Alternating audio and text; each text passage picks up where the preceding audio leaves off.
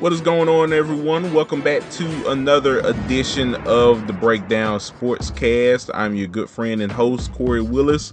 Hope everyone out there is doing well. Week of Christmas out there, guys. So I hope you all out there are doing some last minute shopping, getting those last minute Christmas gifts and everything to put under the Christmas tree for your friends and your family. All of your loved ones out there, and yeah, hope everyone out there is doing well. As always, guys, we appreciate you all listening to the show. As always, we're on many different streaming platforms for you guys, such as Spotify, Apple Podcasts, YouTube, Amazon Music, and Amazon Audible, iHeartRadio, and many other streaming platforms out there. So if you like what you hear from the show, feel free to like, comment, and subscribe to the show. It's definitely important for us. It helps us know how we're doing and how we can improve the show for the future for you all. So as always, we very much appreciate you guys' support with the show, and also follow our TikTok account as well. Me and Chris, we always like to put different clips from some of our past episodes for you guys to kind of reach engagement for the show. And if you're definitely on TikTok, it's at the Breakdown Sportscast. You can always follow us on there as well. But as always, guys, we appreciate you all liking and following the show. As always, guys, you know who I'm with. I'm with my good friend and co-host. He is Chris Bolton. Chris, what's going on, my brother? Nothing much, bro. Nothing much, man. Feeling good. In the holiday spirit. It's that time of the year. Tis the season. Tis the season for gifts. Tis the season for college football. Exactly. I'm sure a lot of our listeners are, opening up the eggnog and, laying back, watching some of the bowl games that's going on right now. It's bowl season is structured a little bit different than the way it used to, Chris, but it's still giving off that bowl season vibe, I should say. There's been a lot of great games out there as well as the first round of the playoffs, so it's been pretty good. It's been good. It's been really good. So yeah, tis the season, bowl season. And I'm sure everybody's getting in their fair share of Christmas movies, holiday movies as well. So hey, it's good times all the way around. But especially for a few of the teams we're going to highlight here, it's really good times for them as they survive and advance. Exactly. So yeah, folks. I know some of you out there are wondering what we're talking about today. On top of the first round, of course. Yeah, we're gonna definitely get into that because I think that this was a very entertaining first round that we saw. And a lot of teams that we were all trying to wonder, Chris, are they contenders or are they pretenders? We're finally starting to get those answers now. And I know me and you will kind of talk about a little bit of the dialogue that transpired over the weekend as well, Chris, in terms of just seeing this first round and what people's thoughts are. So yeah, overall, yeah, it's been a great first round. But we got to start out, Chris, and talk a little more transfer portal news. We're recording this the day before Christmas Eve, folks. Yeah, we'll start off, Chris. Eric Singleton Jr., a guy that you're fond of on the show, wide receiver from Georgia Tech, put his name in the transfer portal. Apparently headed to Auburn. That was some big news that was out. I mentioned Lane Kiffin and company, kind of like, just slapping the knee right now. Yeah, they would have loved to add him to the mix with getting Caleb Odom. But but no, this is huge for Auburn as we're about to get into. Absolutely.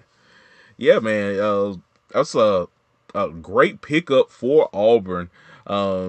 In terms of them, making sure that they're at the top of this transfer portal ranking right now, or one of the top teams. Right now, they're ranked number 4, Chris, with 6 4 stars, 6 3 stars, um, with overall 14 commits. So, yeah, man, it's been a very active portal. I should say. What are some of the big developments that you've kind of seen transpire in this portal, Chris? Because it's really not stopped. No, it hasn't stopped. And like you mentioned, Singleton going to Auburn, Hugh Freeze is a guy that has, yes, he said on the record, just wait till I get my guys. You know what I'm saying? Here at Auburn. Eric Singleton is the crown jewel of this wide receiving portal class. And someone that the Georgia Tech, a school known for its running game, its rushing attack, was their dynamic athlete on the outside and continuous playmaker this season for Georgia Tech. And him now going to the SEC, playing for an Auburn, and an Auburn team that, with Cam Coleman's situation, you did need this big get, whether he, is going to be elsewhere or if he decides to stay at Auburn. We'll see. But Eric Singleton is a dynamic athlete, and we're Mississippi State fans. We're Mississippi State alumnus, Kory. Mm-hmm. We know what Hugh Freeze can do. Yeah, with wide receiver talent. Yeah, we really do. He made Cody Core a thing. Yeah. Can't forget about Cody Core. I mean, look, Hugh Freeze, I know Auburn has had its struggles. Hugh Freeze is still one of the best offensive minds in college football. And now they made some things happen in the portal, and you get your number one stud wide receiver on the outside, someone who's not just a young, talented player like a Coleman was, but he's legit groomed and ready for the moment. He is a play now guy, ready to be an all SEC kind of player right now. Right. With the right quarterback, hey man, Auburn is looking like a team that's been hitting it. They dominated recruiting out of high school in the state of Alabama, got 8 of the top 10 players in the state of Alabama, according to On3. Out of high school, you've been on top of your game in the transfer portal. I'm gonna go ahead and start it now, Kory. Auburn is shaping up to be a sleeper team next season. They can definitely win 8 games. I think 8 wins is very realistic for this Auburn team. And don't be surprised if they mess around and quiet as kept win 9 or 10 games. I'm not going to predict that. But like when you see what they are doing this offseason, they're setting themselves up to definitely be a team that can have a South Carolina-esque kind of season and maybe be a year ahead of schedule in terms of competing for a playoff spot. Absolutely. Yeah, I think all signs kind of point to them and being that potential team heading into next season. And like you said, Chris, like Hugh Freeze was not playing around when he said, wait till I get my guys. He went out there. He got Singleton Jr. He got Jackson Arnold. He got all of these guys. So he's definitely he's definitely not playing nice right now in the SEC when it comes down to this transfer portal. I think he's looking right at Lane Kiffin and Ole Miss and saying like, "Hey, you want to be the portal king? We can also be kings of this portal as well." And he's showing up right now. You just got to put it the X and O's in the right place on the football field on Saturday next season. So you're right. And you asked me what's another recent pickup that project pickup. This is the projected pickup for this school. And speaking of South Carolina, Mm-hmm. on Three Sports is reporting that Aaron Noland is predicted to go from Ohio State, transfer quarterback from Ohio State to South Carolina. He Yes. was he was one of the top quarterback prospects coming out of high school. And look, they already have Lenore Stellars there. Stellars is a really good quarterback and someone that could possibly even next season with a great year could put his name in the NFL draft. Lenore Stellars is extremely talented. Mm-hmm. Picking up Aaron Noland and at least letting him have a season behind Sellers, maybe two, we'll see. But I'm pretty sure Big Shane Beamer knows the talent that Sellers is. It's like, let me at least get a guy in the mix to have a season to get everything together. Aaron Noland at South Carolina can be scary, Kory. That's a really sneaky pickup going forward. It is. It is. I like as we're recording this on a Monday, Chris. Yeah, like that could potentially that news that we just got could potentially bode well for South Carolina, a team that we'll talk about it a little bit later. That had opportunities to get into the college football playoff did not happen. Um, I think with having Lenore Sellers back, having a guy like Aaron Nolan be behind Lenore Sellers, and an offense that's going to get better for next season, that bodes well for the next couple years for South Carolina. I think what Shane Beamer is doing right now, he's playing with house money, and I think it potentially can bode very well for South Carolina if they lay the chips in all the right areas. So, hey, shout out to them. Shout out to Shane Beamer. Shout out to Shane Beamer. Hey, if there's a time to get on the Beamer Express, it's right now, people. Don't wait too late. This past season was not a fluke. Matter of fact, this past season, you might have caught him at a good time because the team was young. A lot of dogs are coming back, and it can get scary next year in the next few years. Aaron Noland is a very highly touted prospect coming out of high school. Mm-hmm. One of the top 5 quarterbacks in the nation. And Lenore Stellers is extremely talented in his own right. And this offense will only be better next year. I can guarantee that. Lenore Stellers will only be a better passer next season. So, yes, put your chips in on South Carolina now, people. If they end up getting Aaron Noland, that's is being predicted, we'll know, shortly, very soon, by the 28th, if it's official or not, because that's when the portal closes. Its window for now, but that Shane Beamer, he's got things rolling over there, Kory. I might need to make a trip to Columbia next season. We might need to go see some Beamer ball, honestly, because these boys are looking good. They cooking. They look. You gotta give them credit where credit is due. If they can lock up talent like Aaron Nolan for sure. So it's gonna be interesting to see, Chris.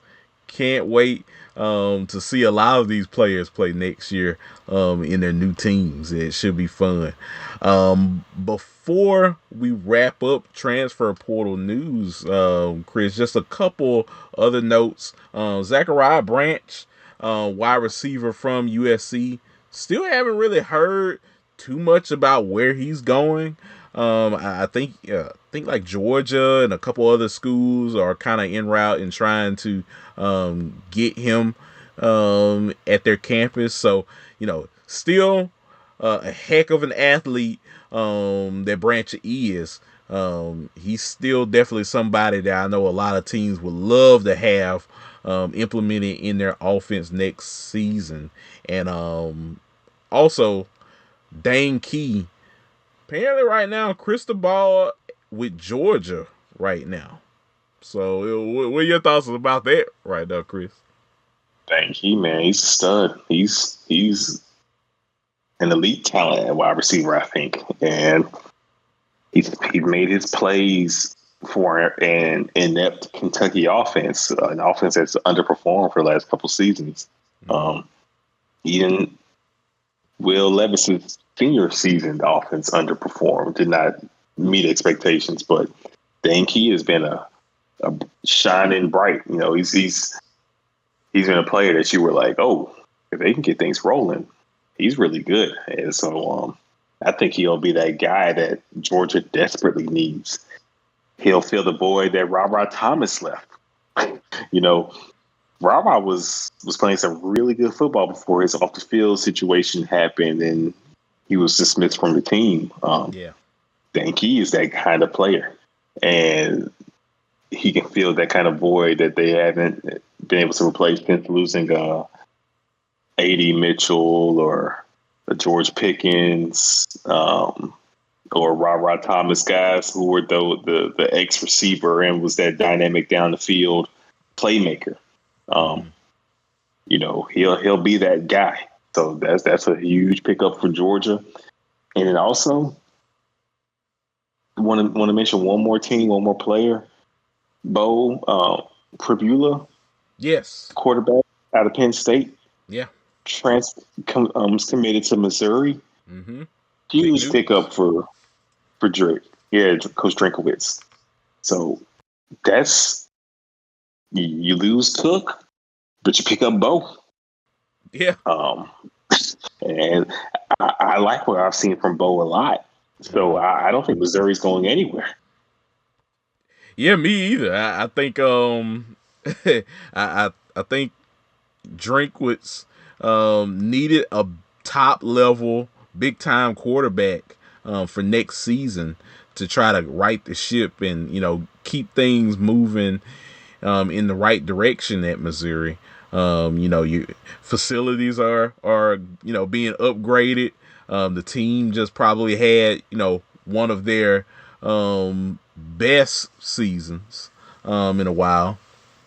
You know, you're trying to, you know, trend in the right direction.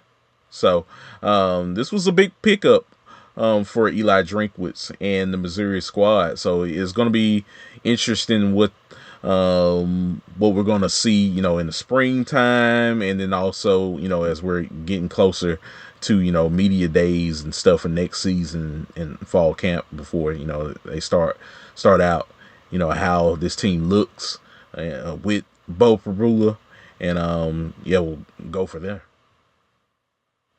Yeah. So, man, the SEC.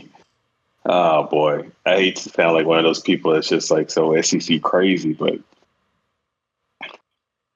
look at the talent in this league, man. Like, look at everybody that's just making moves.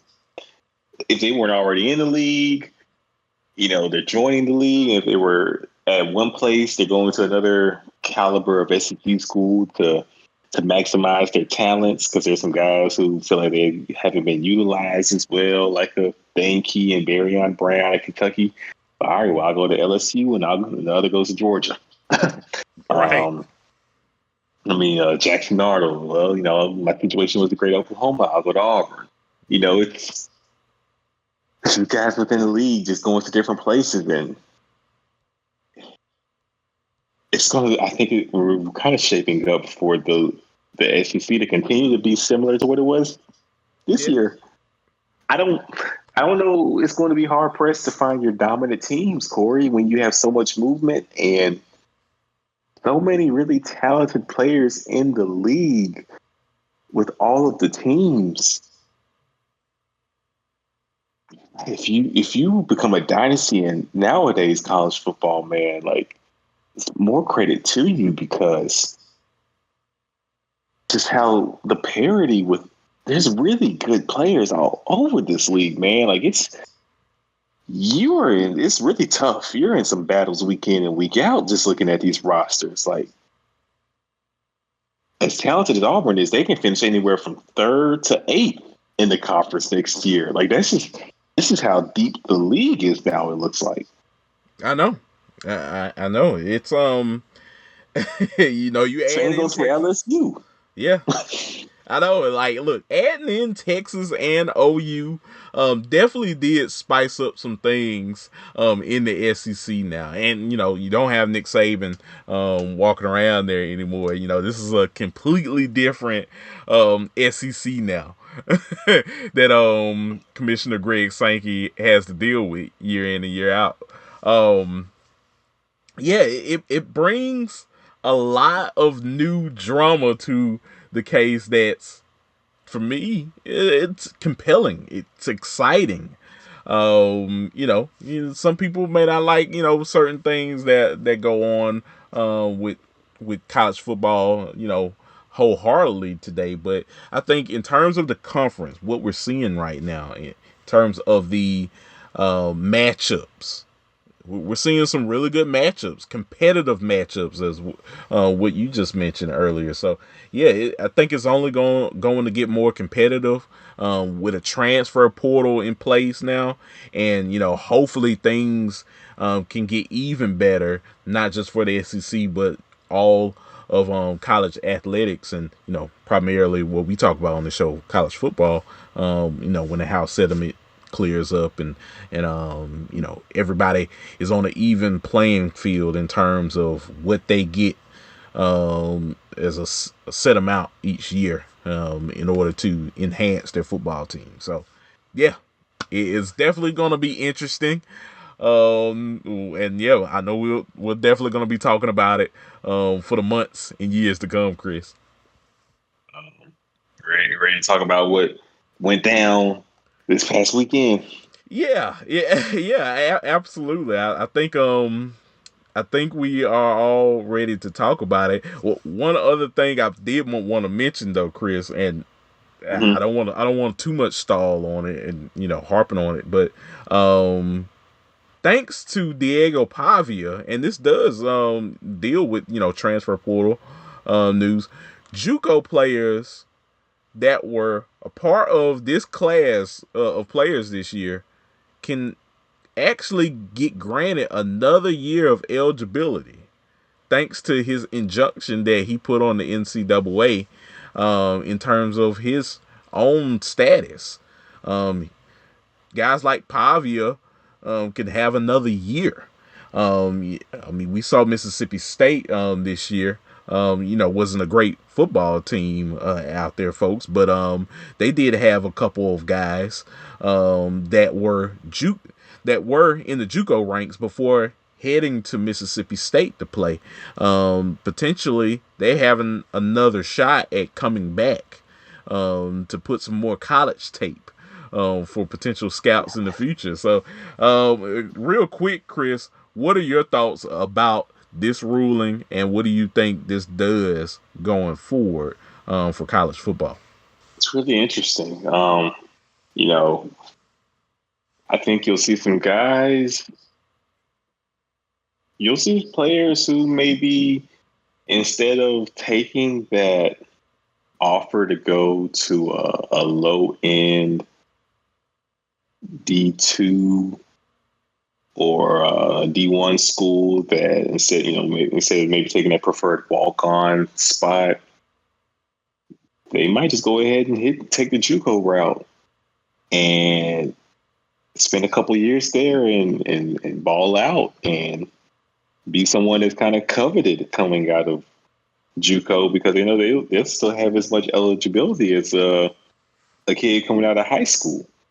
So I think you might see some players take advantage of it, and instead of going somewhere that they may not really want to be, or isn't the opportunity they thought they would get coming out of high school, maybe they'll go ahead and grind and put in the work in JUCO and see if they can be one of those kids that can be a little more polished and still get the number of years to someone else. It's really interesting how the ramifications of this, Kory. Yeah, Chris, and you know what? Real quick, and then we won't stall, folks. I just thought that this was a fascinating, hearing about everything that went on with Pavia and what it means to be a JUCO athlete. This ruling, this waiver that the NCAA granted, I think that this possibly creates a scenario where the JUCO ranks aren't looked at anymore as this like bad, place to kind of evaluate talent. Like it was the last couple of years, because I know, Chris, you heard a lot of people was talking about like the JUCO ranks aren't the JUCO ranks anymore. It's kind of you're kind of playing with fire in terms of getting the guy from the JUCO ranks because you don't know how good of talent he's played around or against anymore. I think this waiver now for college ball players can actually bring some more mystique to the JUCO ranks and actually build up the JUCO ranks again in the days that it once was. Like, before the days of NIL and stuff, it was important to go out in the JUCO ranks and get top talent. Oh, before NIL, we're from Mississippi. Yeah. You'll be hard pressed to find JUCO football better than the state of Mississippi. Absolutely.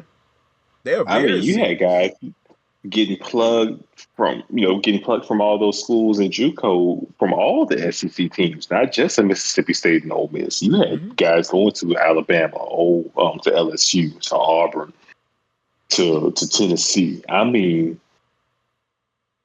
because 6 of the top JUCO teams in Mississippi were top 20, top 15, JUCOs, nationally ranked JUCOs. So you had Perk, Jones, EMCC, of course. Yeah. ICC, Itawamba, Kahoma, Mississippi Gulf Coast. Hines. Like all those schools were premier JUCO teams. Those guys had to go somewhere. Yeah. So we could get back to those days, Kory, with this ruling. Absolutely. I mean, some of the best NFL players went in the JUCO ranks. A guy like Darius Slay that has been killing it in the NFL, currently playing for the Philadelphia Eagles. That's a guy that came from Itawamba Community College, I think, before heading to Mississippi State. LeGarrette Blount, he went in the JUCO ranks. I think EMCC, Last Chance U. Even, it wasn't out of high school, but Cam Newton had his time in JUCO. Yeah, and then, played junior college ball, and then went from JUCO to Auburn. It should have been Mississippi State, but that's a story for another day. But went to Auburn and continued on the rest of his career. Absolutely, man. So yeah, it's definitely interesting to hear this ruling. We're definitely gonna sit back and relax and see how everything unfolds, Chris. But I think I just had to get my bars off of there. I think that this could be a new lease on life for the JUCO ranks. With potentially having guys be a little bit more serious in going into the JUCO ranks to preserve those years of playing FBS or even the FCS football going forward. So yeah, we'll definitely see what happens. Sir. Yes, sir. I'll be tuned in as well. Absolutely. Well, partner, I'm not going to stall it any longer. I know our audience is waiting to hear our thoughts about the first round of the CFP. You ready to go ahead and get into it? Let's do it. All right. Well, folks, we got to start out with the first game of the CFP. We had number 10 Indiana taking on number 7 Notre Dame. It was known as the Indiana State Championship game. Winner has bragging rights in the state of Indiana, Chris. And this was a game that me and you were kind of feeling like it could be a toss up potentially if Notre Dame didn't kind of come out with their A game. But boy, did they come out with their A game. They took care of business against the Hoosiers. 27-17 was your score in the ball game. Notre Dame now advances in the playoff, and they're going to take on Georgia in, I think it's the Chick-fil-A Peach Bowl, Chris. Yes. Yes. So, yeah, 27-17 was your total in the ball game. Riley Leonard, he had a big day. He was 23 for 32, 201 yards, with a touchdown. And I think he also had against Indiana rushing touchdown as well. Of course, the Hoosiers arrived with that gaudy offense. Mm-hmm. So yeah, he was balling. Yeah, so yeah, he was balling in this game. But overall, Notre Dame advances, got the W. Chris, what were your thoughts about this game? Because there's a lot of people out there, they had their thoughts about Indiana for sure. Yeah, no. Indiana looked like a team that went up against a better version of themselves. You know, Notre Dame's the real Indiana team that's been doing this. That's been competing for championships and winning championships over the years in college football. But Notre Dame was on a different level. The defense was flying around, winning in the trenches. Notre Dame, they brought their A game, and they looked like a team that also had home field. Are you still there, Chris? Being ready for the moment. Oh, okay. I think you had went off a little bit. Oh, gotcha. I was just saying, you got to give all the credit in the world to Notre Dame for being ready for the moment, being prepared, locked in, and not letting the opportunity be too much or overwhelm them. They played really good football, sound in the trenches, and made Indiana look like a team that had no business being there and on the field with them for a majority of the football game, despite the score being as close as it seems. Yeah, that's what it looked like. Yeah, they were just kind of whipping up Indiana up and down the football field, of course. And I know a lot of people were like, "Hey, they maybe these guys shouldn't have had been in there," but I'll kind of say my piece about it. I mean, they lost to Ohio State. That was their only loss of the regular season. What are they supposed to do? They handle everybody else in their schedule. You heard some people, like Alabama and Ole Miss, the theatrics that Lane Kiffin was, going on social media talking about. Maybe a team like Indiana didn't deserve to be in there. I think at the end of the day, they with what the committee brought to us and the way that they looked at the criteria of being a team worthy of being in the first round, sure, let them go in there. I have my own thoughts on who could have been in there instead of Indiana. I think it was South Carolina, but hey, it's it's all water under the bridge at this point now. Overall, Notre Dame was the better team at the end, and they took care of business in the way that they needed to, and now they're going to face a Georgia team that's going to be without their starting quarterback. So, yeah, it's a big win, I'll say, for Coach Freeman. I was kind of worried about, is this moment going to be too big for him? I think a lot of people probably was wondering that as well. But he took care of business, and the Irish responded in the way that I feel like he needed them to. So yeah. Yeah, no, they definitely did. So big win for him. Hey, now this team, they advance, take on Georgia, and I think if you're Notre Dame, you're feeling confident. You should feel really good. Georgia with their quarterback situation. You don't know what Georgia team we're going to get. You didn't know what Georgia team you're going to get with Carson Beck starting. So you damn sure don't know who you're going to get with Gunner starting. Exactly.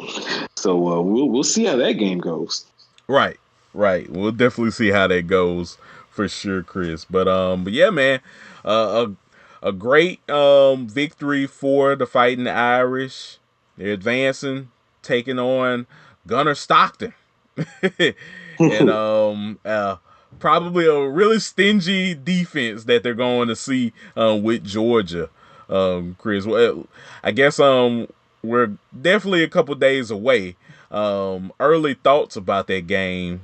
What are you looking to see with Notre Dame and Georgia? I'm looking to see the jump, the improvement after some time with the ones, time in the film room that Gunner makes. I'm also looking to see this is the Notre Dame secondary that we've raved about since the preseason. They can create turnovers. Are they licking their chops? Is Gunner fresh meat in their eyes? You know, will they force turnovers? Will he have interceptions? I'm looking forward to seeing Gunner versus Notre Dame secondary. I think that will be the game because Georgia is great of a team they've been over the years with under Kirby Smart at running the football. When you get to this juncture of the season, you have to win. You got to make plays passing the ball. So when a play is needed to be made, will Gunner make it, or will it be Notre Dame secondary taking advantage of mistakes and creating turnovers? That will be the story of this game. And if he's throwing interceptions, I think Notre Dame has a really good chance of winning this game. This isn't a Georgia team that's impossible to beat. No, we've seen it multiple occasions this season. So this is definitely, if there was any time that Notre Dame wanted to catch a Georgia team slipping, probably this year at this point in this game. So yeah, it's going to be interesting to see what Josh Freeman and company draw up in order to slow down Gunner Stockton in his offense. You know, this is a guy that hasn't had a ton of time with his offense. You know, how can they bottle up him and confuse him and you know, try to, you know, capitalize off of mistakes that they may have. So it's going to be definitely interesting to see how the X's and O's play out when we see that game on the 1st of January. For sure. So yeah, man. For sure. Yeah. But anything else you want to mention about Notre Dame and Indiana, Chris, before we move on? No, sir. I'm good. All right. We will move on to the next game. This game, Chris, was our Saturday morning game, Penn State SMU. A game that me and you had talked about on the last show and being a potential toss it up kind of game. You know, it was an interesting scenario in seeing you know, SMU having to travel all the way to Penn State, the state college, to take on the Nittany Lions. But we thought this game was going to be more competitive, Chris. Was not. It was probably the worst game out of the 4. And we'll definitely get to probably the close second, if not the one that beat this one. Penn State took care of business though. 38-10 was your score in this ball game. Penn State now has to take on Boise State in, is it the Fiesta Bowl? Yes. Yeah, in the Fiesta Bowl. And I watched this game, Chris.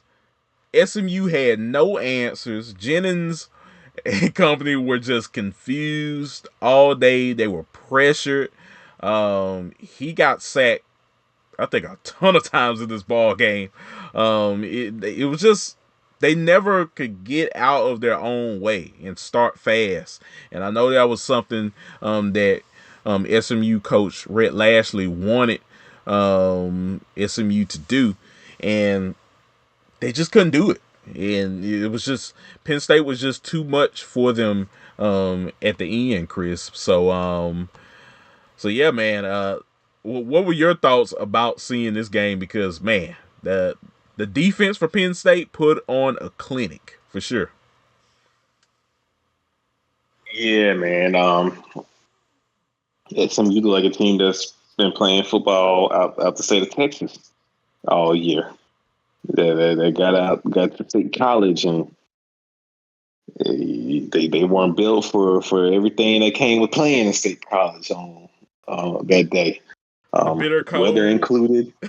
Yeah, all of that. The bitter cold, the 100,000 screaming fans. They had a doggone band in the nosebleeds. That's diabolical, Kory. That is. You get a first down, you can't even hear what y'all doing. You can't even hear y'all fight song. That's crazy, man. But yeah, no, it was Penn State was they played like a really good team, a well coached team, and dominated from the jump. There was a moment though. SMU didn't capitalize early in the ball game, going for it on fourth down, and from that moment on, where they weren't able to get that score, and it was turnover on downs. And you have a pivotal pick six to the next drive. That will do it. That's all it takes in a game like this. Yeah. And the avalanche started from that point on, Kory. Mm-hmm. So yeah, man, yeah, they just couldn't, like I said, they just couldn't get out of their own way, of course. And you know that defense for Penn State has been their calling card.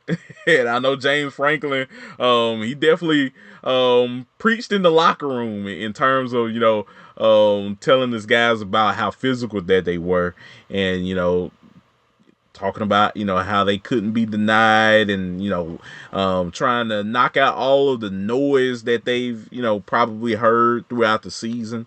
They stepped up in a big way in this game, and it definitely showed. Jennings and company had no answer for what the defense was doing to them. So yeah, man, I gotta give a hats off to Penn State in this ball game. They did what they need to do to secure the victory, and now it's on to Boise State, which they have to take on Ashton Gianti. So it's going to be interesting to see how this defense can handle a guy like Gianti. So what are your thoughts about the Fiesta Bowl that we're going to see on New Year's Eve?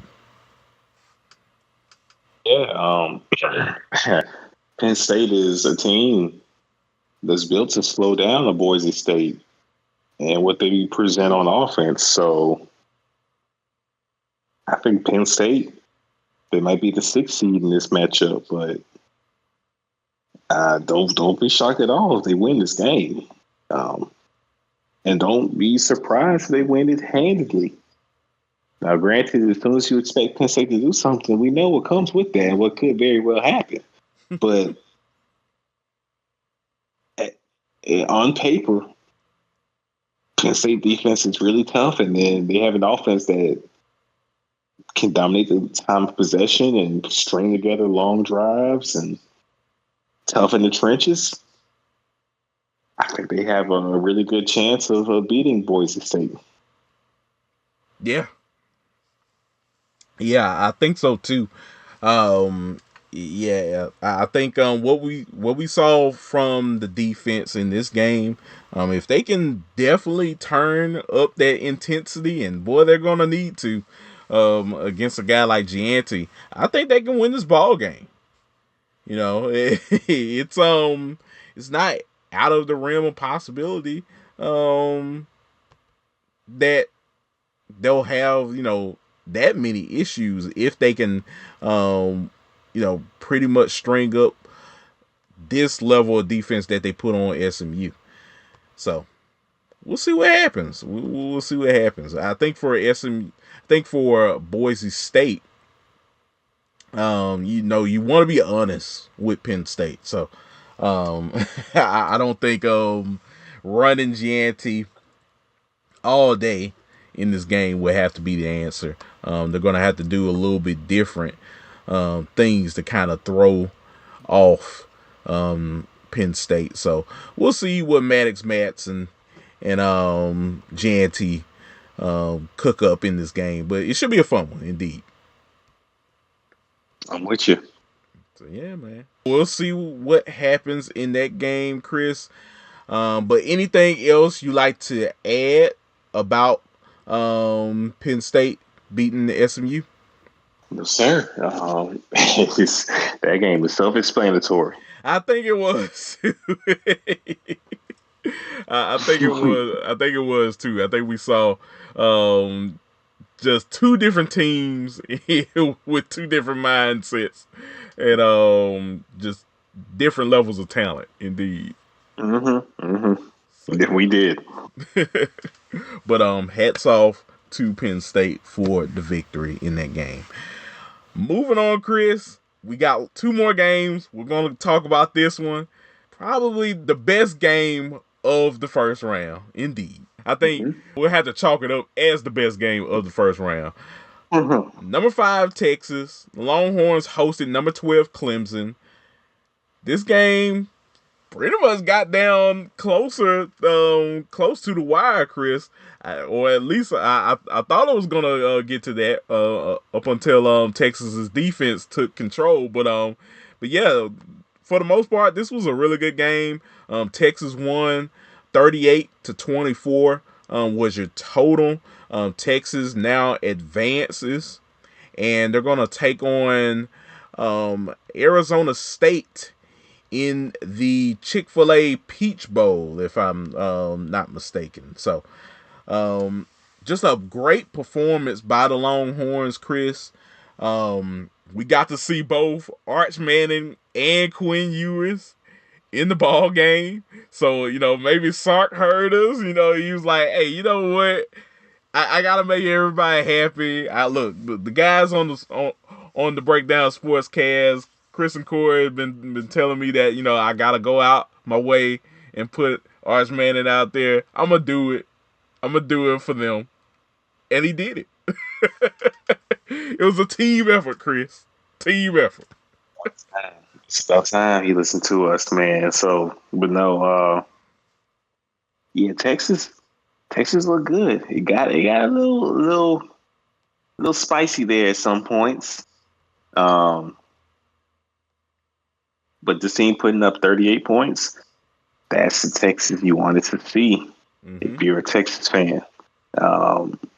You've been waiting to see this team make some plays. You saw this running game, this rushing attack. Boy, this rushing attack was dominant. You had 2 running backs rush for over 100 yards each. You're going to be tough to beat if that's the case. Yeah.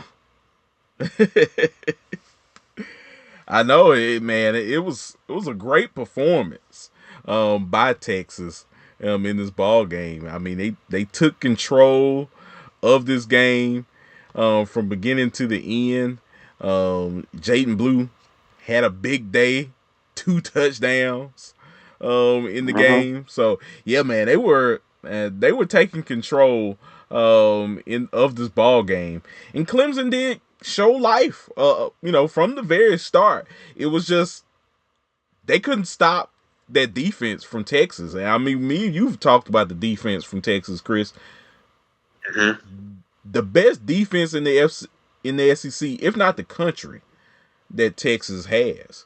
Sark should be very happy to hold that mantle with the defense that he has, and saying like, hey, this is a top defense of this season that we're going to lean on when the going gets tough offensively.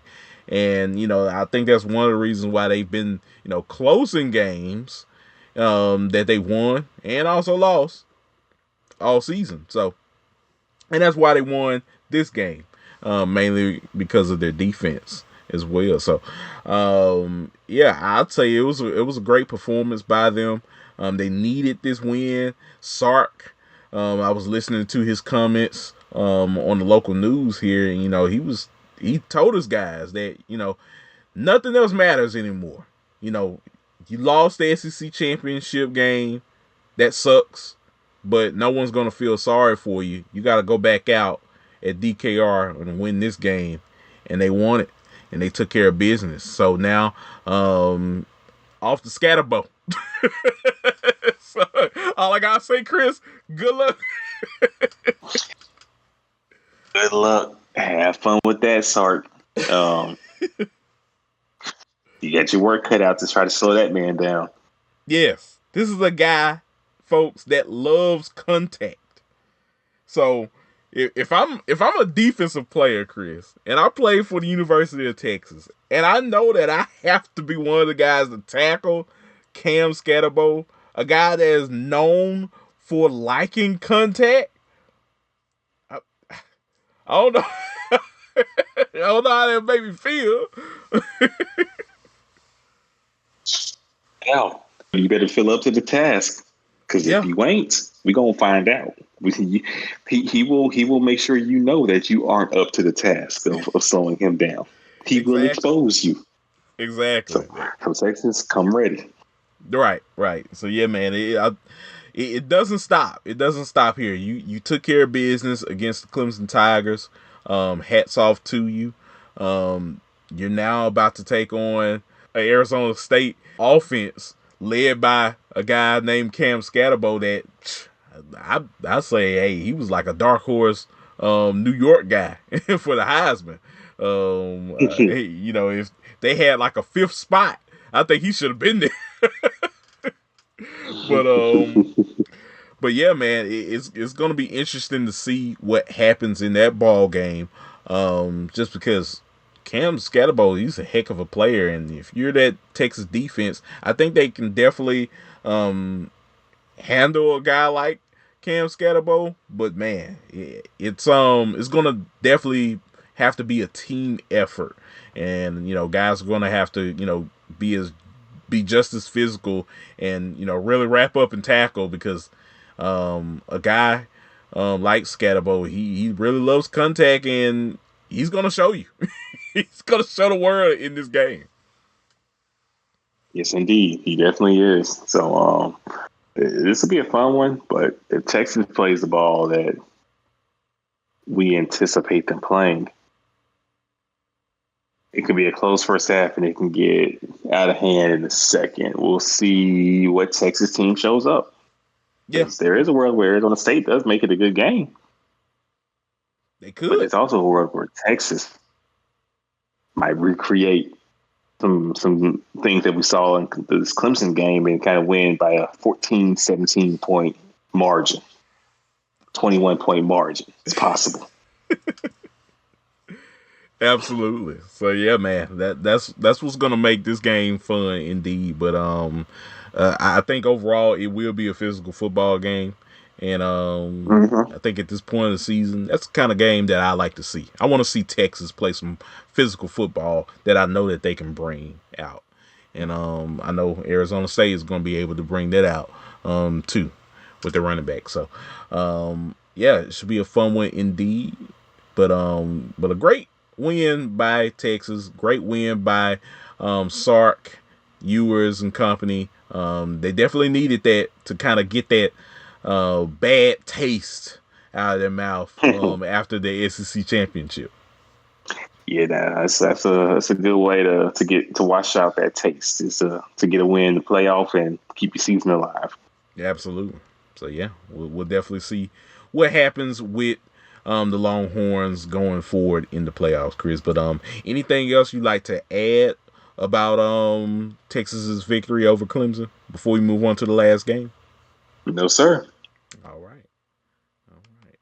Well, now, Chris, we're going to move on to the game in Columbus, Ohio. It was our last and final first round game to cap off a great weekend. Number 8, Ohio State hosted number 9, Tennessee, in a game that I was hoping this would be much more of a game, Chris. Boy, was I led astray. I was led astray. Come on now. We all were. We all were. Oh man, but folks, yes, Ohio State defeated Tennessee 42-17. Ohio State now advances to take on Oregon in, yes, the Rose Bowl.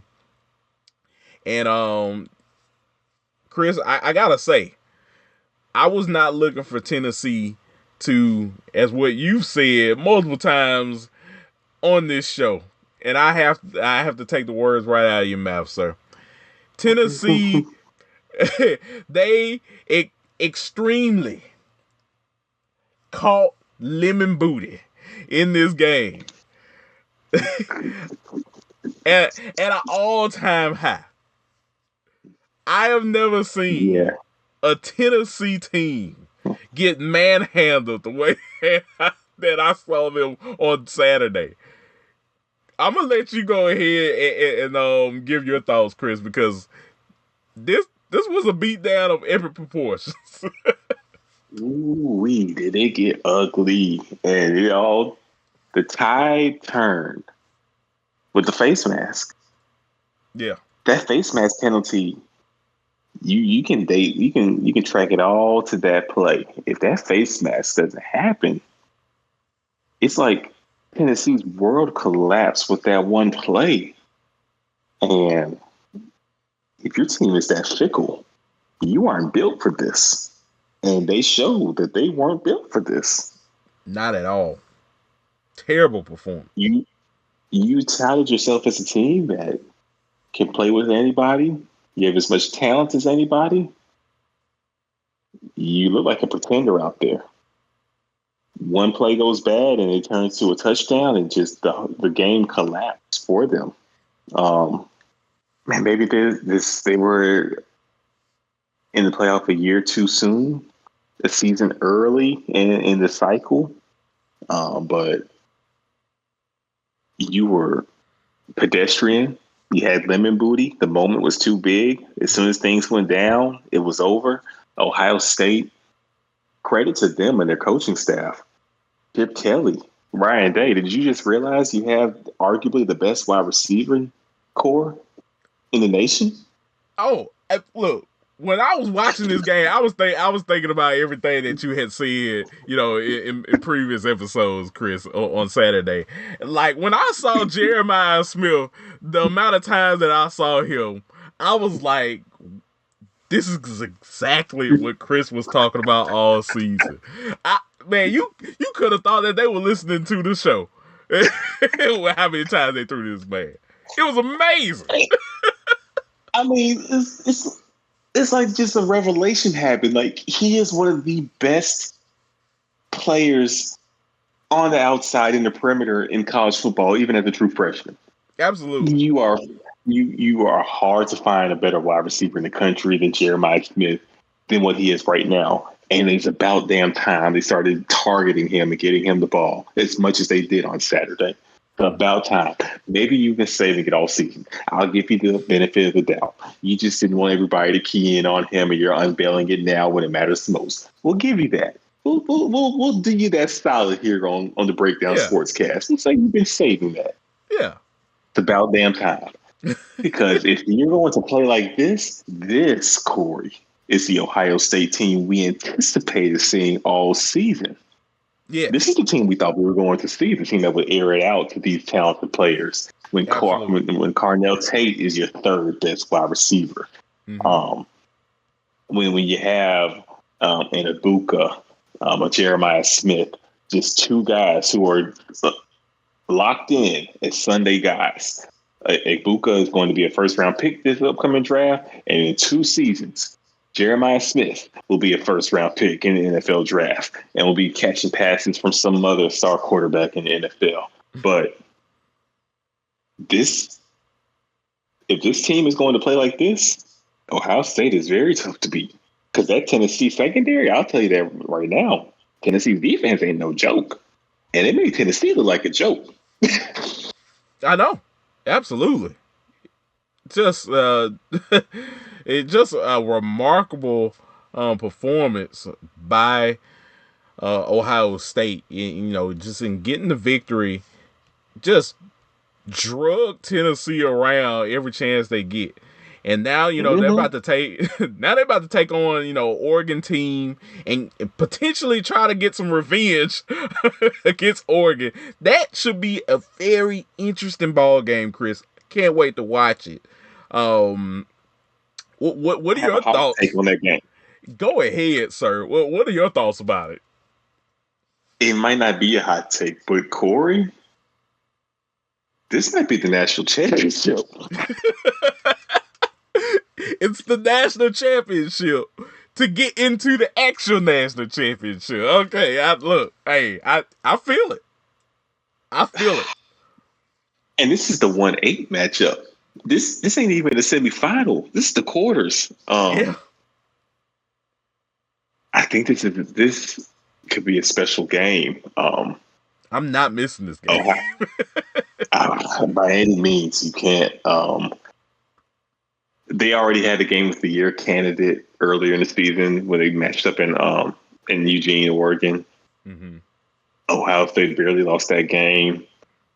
This is going to be very interesting to see because there's vibes. We watch football.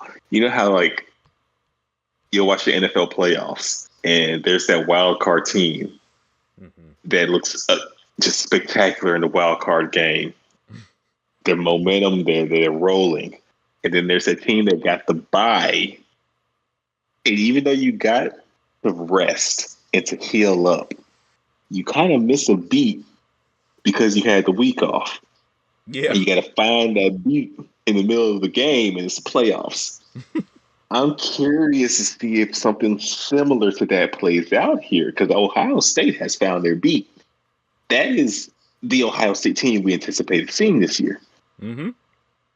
Can Oregon find their beat, or will they be a little rusty? And if that's the case, that can be the difference in this game because these two teams are that evenly matched. Yeah, absolutely. Look, I think what we saw on Saturday from Ohio State was a team on a mission. Like the way that they were running the football. Quinshawn Judkins, Travion Henderson, they were looking like running back gods out there in that game. And, what we said about, Jeremiah Smith, utilizing him and his strengths is pivotal for Ohio State to be as good as they can be. They put that game plan together. Got to give Ryan Day a lot of credit. If they can do that same setup with what they did against Tennessee, if they can bring out that same amount of offense against Oregon, sky's the limit. I think they can make this a game and potentially get Oregon off their rockers, especially if they play as good of a defense as they played taking on Nico. Like, look, they gotta play the best game that they've had all season to stop Dylan Gabriel. Dylan had their number the first game. Can't happen again if you're trying to advance and get the victory. So we'll see what they do.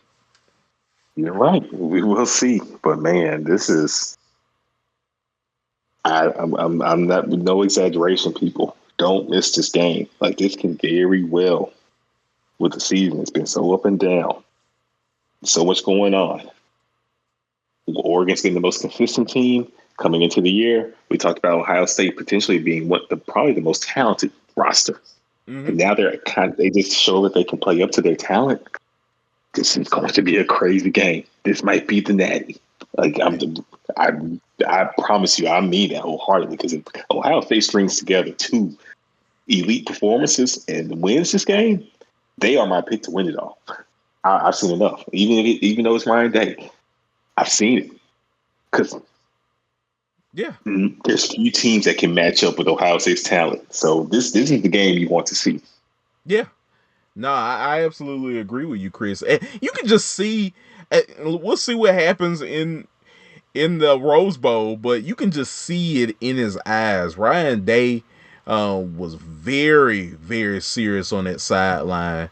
He coached that game from beginning to the end. You would have thought he was he had a little Nick Saban in him in the way that he was coaching that game. I loved it, and I think he knows that. Look, I have a great football team that we pretty much strung up together through the transfer portal over the offseason last year. We got to put together great performances to, keep this thing rolling late in the playoffs.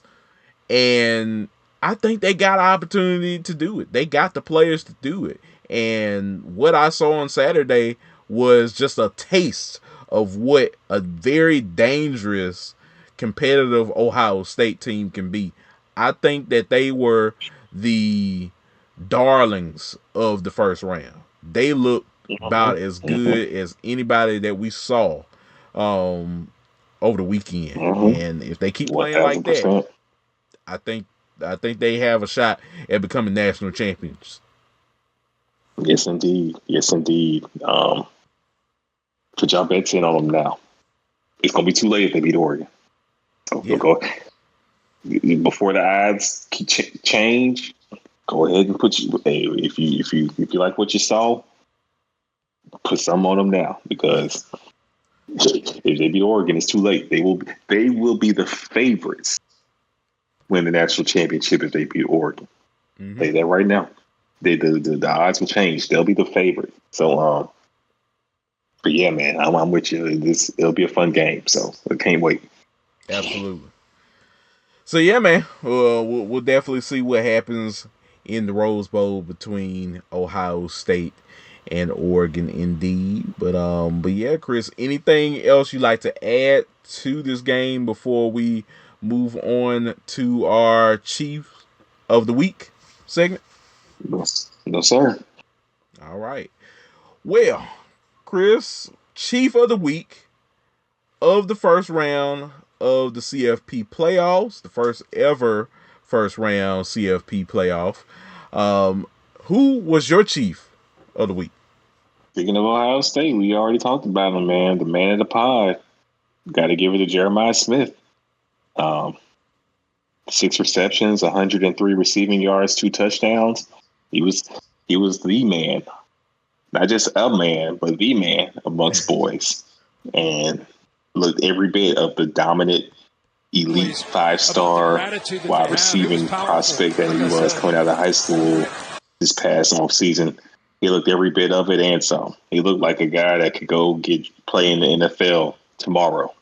So, big ups to Jeremiah Smith and his performance in his first college football playoff game on the big stage, and just showing the world the talent that he is, because he is one of those guys. Absolutely. He played lights out in this ball game, Chris. I think he had a heck of a ball game, and he also showed why he is a dangerous force to be reckoned with in this wide receiver corps for Ohio State. So, like I said, they keep playing like this. It's definitely going to be because of guys like him. So that's all I gotta say about that. But for me, I'm gonna stay with Ohio State, and I'm gonna give it to my man Will Howard. It's one thing for guys like Travion Henderson and company, to play the kind of game that they played, but a guy like Will Howard, this guy showed no fur in this game, Chris. I mean, he definitely helped this team from a psyche standpoint be locked in. So 24 for 29, threw for over 300 yards, 311 yards, 2 touchdowns. He did throw 1 interception. He was just lights out. Him and Jeremiah Smith was just, playing around with them boys, is what they say. So, I got to give it to Will. Definitely, man. He was getting Jeremiah the rock and getting everybody the ball. So he did his thing. And if this Ohio State team is going to play up to its best abilities, he has to play up to his best abilities. Mm-hmm. And Will Howard is playing really good football. This is a tough Ohio State team to beat. Yeah, absolutely. So yeah, man, I gotta give my hats off to both of those men. They both played very well over the weekend. So yeah, those are our 2 picks for Chief of the Week. But overall, what did you think about this first round format? Do you like it? Did it create some excitement for you? What were your thoughts overall? It was cool. It was cool. I think we have some things we have to tweak, but cool experience, fun to see. But we do have some things we need to change, and I'm sure those changes are going to happen very, very soon, Kory. Oh yeah, I think the committee is definitely going to look and see what they did. Probably start looking and seeing what factors in making sure they get it right with the top 12 teams can be. I think there should be a criteria of hot streaks. I think hot streaks should be implemented in figuring out who can potentially squeeze into that top 12. A team like South Carolina, who was on a hot streak. I think they won 6 straight games to finish off the season. A heck of an accomplishment. I think they could have survived in the first round, potentially. Mm-hmm. Could you imagine, Chris, seeing South Carolina versus Notre Dame? I think that would have been way better of a ball game than seeing Indiana versus Notre Dame. Heck, I'm of the opinion now that South Carolina would have made it a game against Ohio State than Tennessee and Ohio State. So, that's just me. I'm sorry if anyone else has any opposing ideas. I just look at it as what's going to be a better game. I'm with you. So we want to get that figured out expeditiously to get the right teams in there. But I think a reseeding, us teams have completed their games, and if put a lower seed up against the number 1 seed would be better than this locked-in tournament style format. So we'll see though. Things are definitely going to change soon. Absolutely. Yeah, all in due time, it will change. But yeah, partner, another great show. We'll definitely be back sometime next week. Of course, I know I'm gonna let you enjoy the holidays with your folks, with your family and friends and everything. And I think we can do one more show to close out 2024.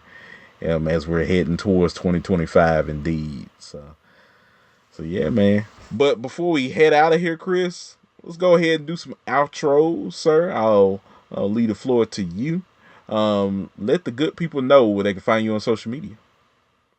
Yeah, you can find me on X at Chris_Bolton_12 and on Instagram at Chris.Bolton_.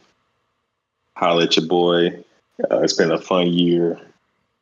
Just doing the pod with your brother. Of course, we're gonna knock out another episode, but we're going to keep things rolling, keep the pod rolling, keep the episodes coming, and just keep this bad boy going. But it's definitely been a lot of fun, and hope y'all enjoy this college football season as much as we have, because it's been wild. It's been a ride for sure. Absolutely. It has been. And it's going to get even more crazier as we, get through these quarterfinal games and these semifinal games. But that's why we love it. That's why we love it. So, yeah, man.